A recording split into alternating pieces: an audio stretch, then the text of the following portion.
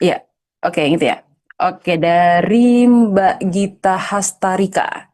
Assalamualaikum, saya ingin bertanya kepada Pak Teguh. Baru saja dipublikasikan Jeffrey Epstein Files yang berisi puluhan ribu file berisi praktik-praktik pedofilia dan di dalamnya terdapat Donald Trump and Tony Blair. Jeffrey Epstein terbukti adalah agen Mossad. Pertanyaannya, karena dua orang yang terkait kasus pedofilia ini duduk di dalam BOP, Chairman and Executive, apakah dewan ini masih punya legitimasi?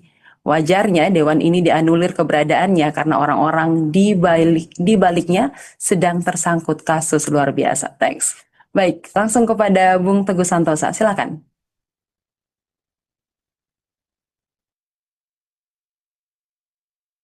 Ya, masih di mute kayaknya, Bung Teguh. Ya, maaf, Oke. maaf. Saya respon Ustadz Ansarullah dulu. Memang ya dunia ini memang nggak sempurna, memang tidak sempurna, tidak ideal, ya, tidak seperti yang kita inginkan. Nah, sekarang kan pertanyaan filosofisnya ya, atau pertanyaan apalah disebut. Di tengah ketidaksempurnaan ini kita mau ngapain gitu. Ya, jadi gini juga, kalau kita mau lihat aspek sejarah, saya sering bicara dengan saya ini dosen UIN, saya Hidayatullah, dan saya juga di Lembaga Hubungan Kerjasama Internasional PP Muhammadiyah gitu ya. Jadi kalau saya ngomong dengan mahasiswa saya di UIN, yang ngajar HI, saya bilang dalam setting sistem internasional hari ini yang kita hidup ini, kita memang nggak boleh mundur jauh-jauh gitu. Jangan terlalu jauh mundurnya. Mundurnya kalau mau jauh tuh paling jauh ya kira-kira ya. Ini tidak mutlak juga. Paling jauh itu ya ke tahun 45 saja. Tahun ketika kita memulai sistem internasional yang kita hidupi sekarang ini. Hal-hal yang terjadi sebelum itu referensi. Referensi saja. Supaya kita nggak sakit hati.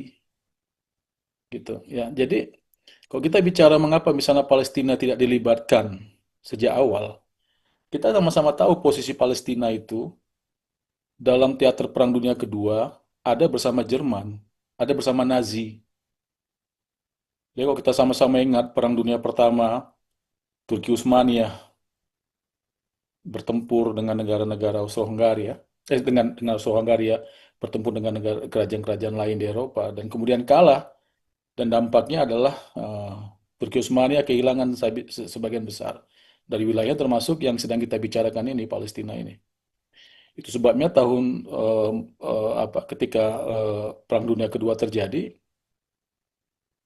ya mereka ya saudara-saudara kita di Palestina katakanlah begitu, muftinya ya mereka merapat ke Hitler, berperang bersama Hitler karena mereka melihat setelah Turki Utsmaniyah bubar, mereka dikuasai oleh Barat kan, Inggris, Perancis, kan dua negara ini yang kemudian menslice ya wilayah, bikin batas wilayah Arab Saudi, bikin batas wilayah Mesir, bikin batas wilayah Suriah gitu.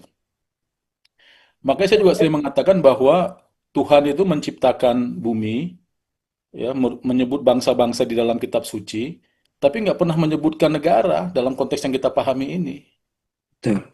Nggak ada gitu. Jadi negara ini urusan manusia, urusan kita. Memang pernah Tuhan ngomong ya, mohon maaf ya ini mungkin terlalu jauh. Batas Indonesia dengan Malaysia, nggak ada.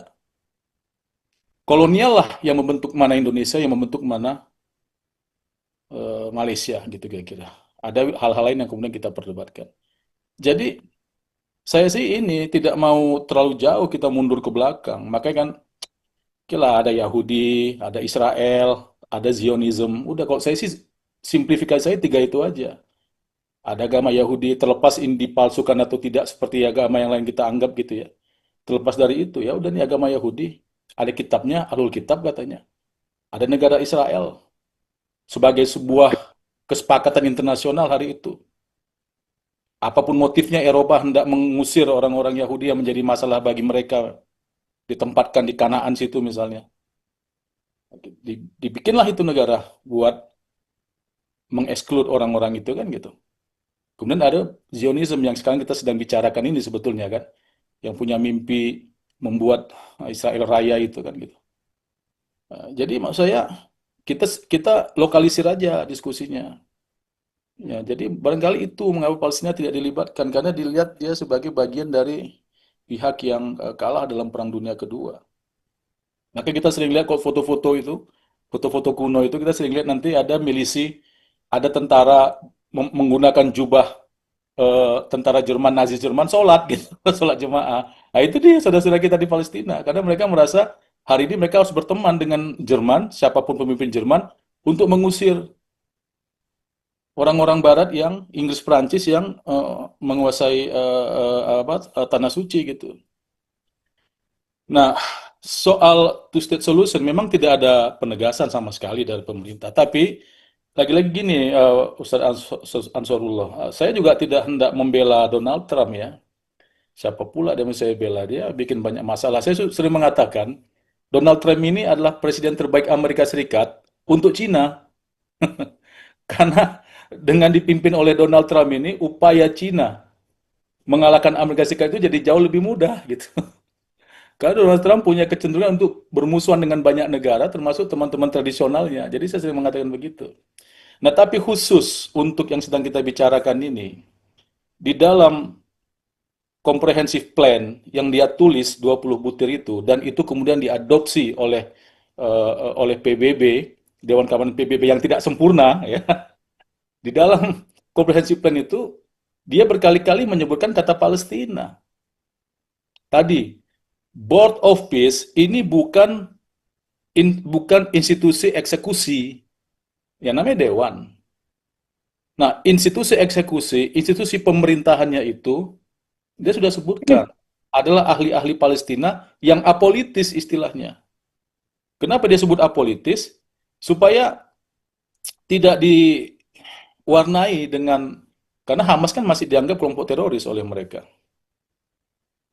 Supaya tidak jadi urusan politik lagi, nanti urusan angkat senjata lagi gitu. Kira-kira begitu. Nah, Donald Trump ini kan pengusaha yang fokus usahanya itu industri kenikmatan, industri happy-happy istilah saya itu, industri leisure, kesenangan. Maka ya barangkali dengan idiosinkretiknya, Donald Trump melihat bahwa persoalan antara Palestina dan Israel ini bukan persoalan yang lain, melainkan persoalan kesejahteraan.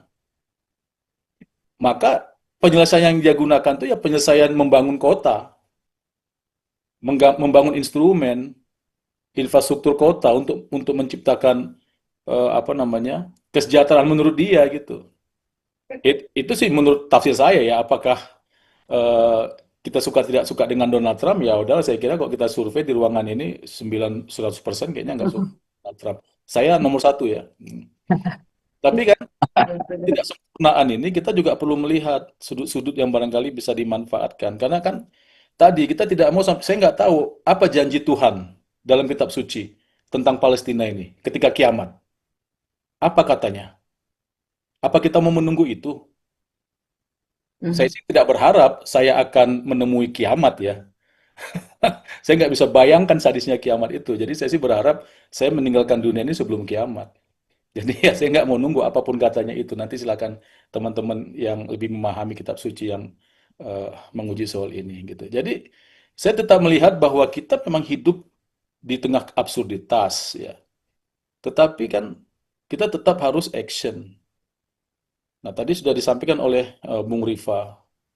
Presiden bilang ya udah nanti kalau misalnya memang lebih banyak mudaratnya ya sudah nggak ada masalah juga. Tapi sebelum itu dilakukan, kita kerjakan aja dulu. Kita nggak sendirian kok. Ya, Raja Muhammad VI tuh Amirul Mukminin di Maroko. Saya ini ketua perhimpunan persahabatan Indonesia Maroko. Mau dia bergabung dengan Board of Peace. Nanti kita perdebatkan lagi, itu Maroko apa-apaan bikin diplomatik sama Israel, sudah jadi kolaborator Yahudi, kan jadi pusing kita. Karena setiap negara itu ketika dia memutuskan masuk atau tidak masuk pada satu instrumen internasional, pasti pertimbangan utama dia adalah national interest. Kita membela Palestina bukan karena Palestinian interest, bukan, tetapi karena Indonesian interest. Pasti itu. Kalau enggak ya kita ya sudah jadi warga Palestina aja. Misalnya ada yang begitu, ini jangan dipotong bagian sini, nanti seolah-olah saya nyuruh orang jadi warga Palestina, bukan. Tapi setiap negara, setiap pemimpin ketika dia bertindak, tindakan dia itu ya based on national interest gitu. Oke, Saya- baik, Nah, Bung Teguh.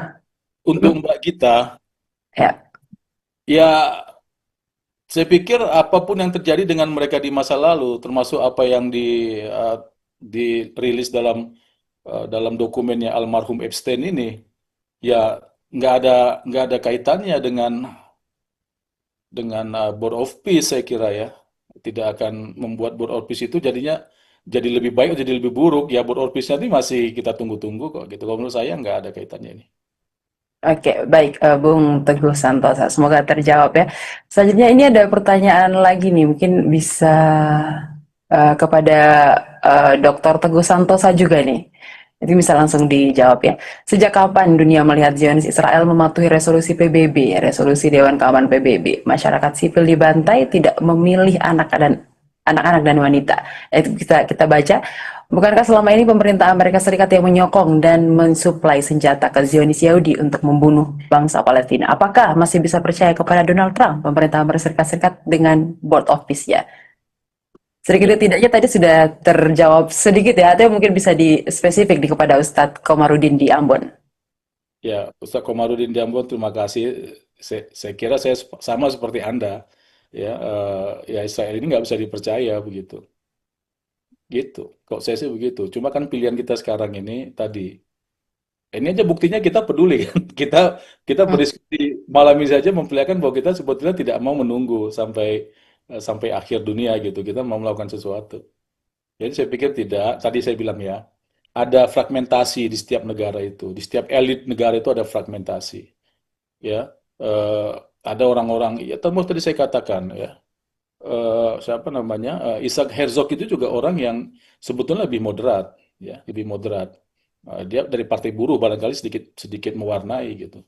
Jadi ada fragmentasi di masing-masing kelompok ini yang perlu dimanfaatkan. Saya memang terbiasa melihat apa namanya tuh pakai pendekatan Robert Putnam itu, namanya to level game ya. Jadi kebijakan luar negeri itu dia selalu berdimensi kepentingan elit ya terhadap isu luar dan juga kepentingan elit terhadap masyarakat di dalamnya. Jadi itu saja yang perlu kita kembang. Maka saya sih tidak akan sungkan-sungkan misalnya teman-teman ada yang mau mulai untuk melakukan komunikasi dengan civil society di Israel misalnya. Saya pikir bagus-bagus saja. Iya kan? Nah, silakan saja saling cuci mencuci otak gitu ya enggak? Ya kan? Kan ya kalau misalnya kita memiliki keyakinan yang kuat, kenapa kita harus apa namanya alergi, takut di Israel kan gitu, takut di Yahudi kan gitu. Kenapa kita nggak berani untuk mengislamkan atau untuk mengindonesiakan mereka kan gitu? Karena kalau itu tidak terjadi ya nanti generasi setelah kita juga diskusinya tentang masalah ini gitu. Hmm. Saya tidak mau itu terus terjadi. Maka tanggung jawabnya ada di era kita ketika masih bernafas ini. Kalau menurut saya begitu. Memang Israel ya faktanya seperti tadi Ustadz Komarudin sudah katakan.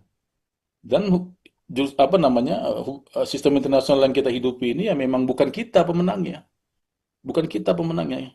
Kita ini bangsa baru, negara baru, mereka pemenangnya. Demikian. Oke, baik. Terima kasih, Bung Santosa. Semoga terjawab ya Ustadz Komarudin di Ambon.